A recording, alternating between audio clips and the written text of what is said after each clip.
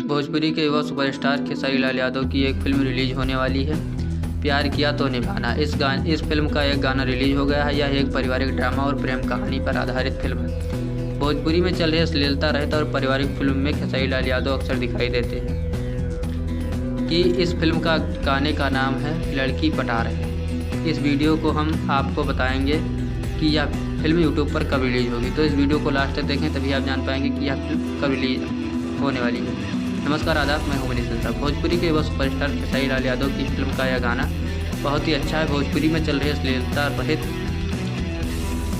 पर यह गाना काफ़ी तेज़ी से वायरल हो रहा है। इस गाने के गायक हैं खेसारी लाल यादव, प्रियंका सिंह और म्यूजिक दिया राजेश मिश्रा। इस गाने को एंटरटेन रंगीला यूट्यूब चैनल पर रिलीज हुआ है। आशा है कि दर्शक इस फिल्म को अपना प्यार देंगे। और हम आपको बता दें कि यह फिल्म कब रिलीज होगी, तो हम आपको बता दें कि अभी तक कोई ऑफिशियल जानकारी नहीं मिली है। कोई भी जानकारी मिलती है हम लोगों को बताएंगे। धन्यवाद।